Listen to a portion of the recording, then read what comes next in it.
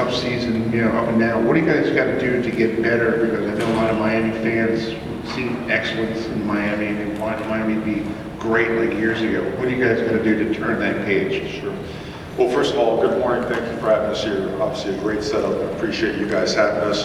And it's an honor to be here with these three guys because relative to your question, it starts with that right there. Elite people that are elite athletes and that hold really, really high standards. So I think whenever you start up at a program again and it has a rebuilding aspect, you have to sometimes go through a season like that and not make any excuses or sugarcoat it, but you go directly at the things that need to be addressed, and it starts with people. People in the locker room, people on the coaching staff, people in the support staff role. And what we feel that we have done is that we have added some elite components in the personnel department, some unique additions, at the line of scrimmage, outside on the perimeter, in the secondary, at linebacker.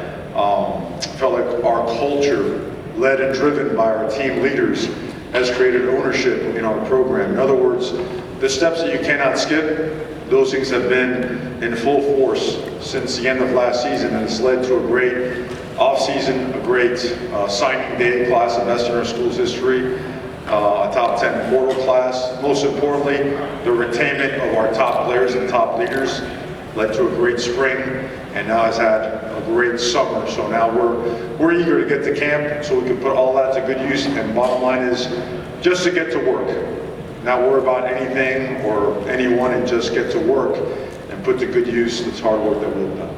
Coach, stay on the right side. Gentleman in the red shirt, fourth row. Kenton Gibbs with Lock On ACC. Coach Cristobal, you've had as many as 4 players mocked as first-round draft picks in the upcoming draft, and the question becomes, because Miami has always had great players coming through, how do you materialize that talent into success and wins that are on pace with your and Miami fans' expectations? Absolutely. Well, I think it always starts and ends with personnel. So, we don't pay much attention to the mock draft stuff, but we also at the same time make sure that any type of publicity and brand enhancement that we can have for our players, we emphasize. That's important. So there's no question that we do have some really talented young men that are working really hard, and we're surrounding them with more and more and more. And when Miami looks a certain way, the locker room is littered with that caliber of player and person. And then also littered with a coaching staff that knows how to put personnel to good use, put guys in the right positions to make plays, making sure that we're teaching at a high level, that the onus of learning the system is as much on the player as it is the coach, by doing it together. So it's as simple as that. And our track record, we've had great success developing some guys to really high levels to go on and play long careers in the NFL. That's certainly a huge part of our goals, as well as the academic component and graduating with a big time diploma from Miami. Coach left side, third row. Hi, Coach. Macy Hortis with WHAS in Louisville. It was announced yesterday that you guys in the Cards are going to be playing for the Schnellenberg Trophy going forward. Just want to get your thoughts on that game, what Coach Schnellenberg maybe means to you and what it means playing for that trophy. I love Coach Schnellenberg. I was recruited by him. My brother was recruited by him. He spent many days, nights at the house recruiting us. I'm more fond of the pipe than the boots, quite honestly. But I think it's the right type of honor to honor Coach Schellenberger, what he did for the University of Miami, what he's done for the University of Louisville, what he represents in terms of football. He made the game better.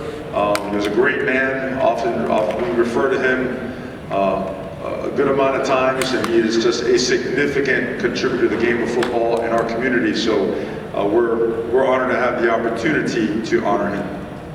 Coach, to your right side, follow the aisle up the middle. Sir, if you'll please stand and ask your question. Hey Coach, this is Joey Palermo, WQU 90.9 The Light. You mentioned earlier about the new Miami culture in particular. You have a lot of student athletes that have transferred to Miami this year. What have you seen from them, and how have they kind of adapted to this culture from practices and the spring game up to this point? Sure, no, that's a really good question. I think what makes this roster work well is that the blend. The blend is the right percentages of the different kinds of roster makeup components. By that I mean you have some seasoned veterans that have been here, okay, that have seen a lot of football, played a lot of football. You have an elite freshman class where some guys are going to be able to contribute and be impactful members on the field while others continue to develop. And then you have some seasoned, experienced transfer portal guys that have joined our team. These guys can tell you more than anything. The transitions have been seamless because we've been very open and honest from the beginning that we are building and rebuilding. We didn't sell any lofty expectations or any BS dreams. We're very real about it. And when you do that and you're introduced to the level of work that these guys are introduced to, it works well. The mentality, the fact that every position has legitimate competition, and the level of work ethic that these guys and the guys that have come in have all put together, it's a really good combination. And it's the diversity of the locker room as well. It's almost a reflection of our city, Miami, right? You see every color, ethnicity, you see it all. And you see that on our team in terms of their backgrounds, in terms of the different ways they got to Miami. But with one thing in common, they like to work. And they are driven. They are internally driven and self-motivated. And it's been fun and exciting watching these guys work. I think they understand that the secret is out there in the dirt to get their hands dirty and put in time and put in effort. So I look forward to watching these guys get to work here in fall camp. Coach, left side, fourth row towards the wall. Hey Coach, Tony Syracuse from Last Word on Sports. Do you have intentional thoughts on how much you want to rely on the portal versus how much you still want to rely on high school recruiting? And is that different for you at Miami than it was when you were at Oregon? Very different. Never really used the portal much, if at all, at the previous stop at Oregon. But the rules have changed, and you have to adapt. And there's so many different ways to fill your roster now, right? There are players overseas, or some up in Canada. Junior college players, high school players, transfers.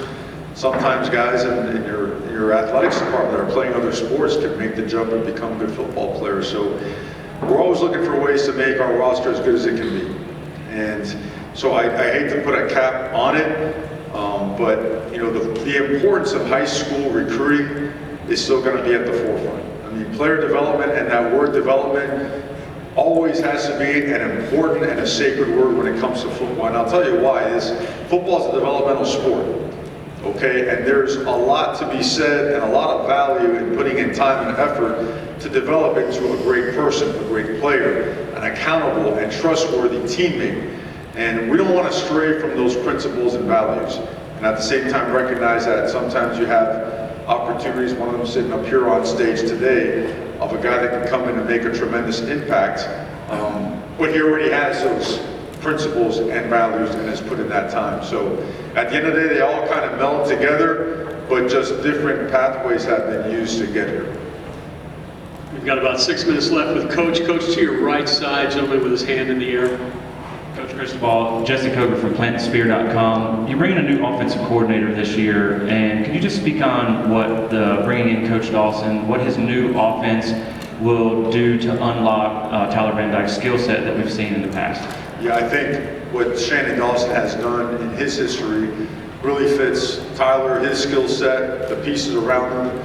It gives us the opportunity to enhance the supporting cast, the bolstering of the offensive line with not only the addition of Matt and Javion and the return of a healthy offensive line and Inez Cooper and a Jalen Rivers, and then we all know, we've heard about the heralded freshmen that we have and the expectations on them. I think that's a great combination.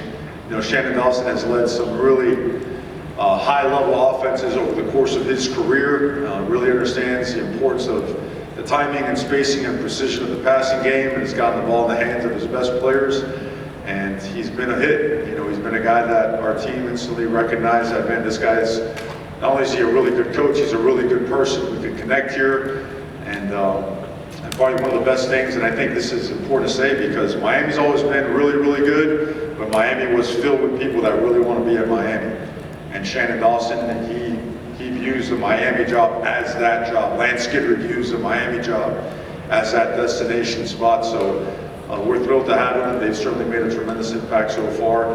And we look forward to him continuing to evolve his offense and working with our players. And I think I'll let Tyler expand on his feelings on the offense.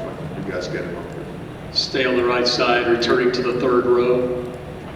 Hey, Coach, it's Chris Heidel from Hurricane in Baltimore. Just talk about your transfer offensive linemen from Alabama. How great are they in addition to your team? Yeah, large human beings, right? That move things, a long ways. Javion's got a lot of experience. Certainly has played at a high level, one of the better linemen when he was playing in the FCC. And then a guy like Matt, again, arguably the best, and not one of the best centers in the country, who is looking to enhance his game. I think he's, I hate to put you out there, 20 pounds? How much weight? Something like that. He still fits in the suit, so that's good. But, he's worked really hard along with the rest of the guys to change their bodies and enhance their game. If you want to be challenged at the highest level, these guys, you can push them and you can work hard, because there's several goals that come with this. Your team, being a great teammate, being a great player, having a great team, great offense, dominant offensive line. One day play in the NFL, but not just get to the NFL, stay in the NFL. And you couldn't ask for a better group of transfer portal offensive linemen than what we were able to be blessed to have. Coach, thank you. You can trade places with Cam. Cam will get you up for about 5 minutes or so.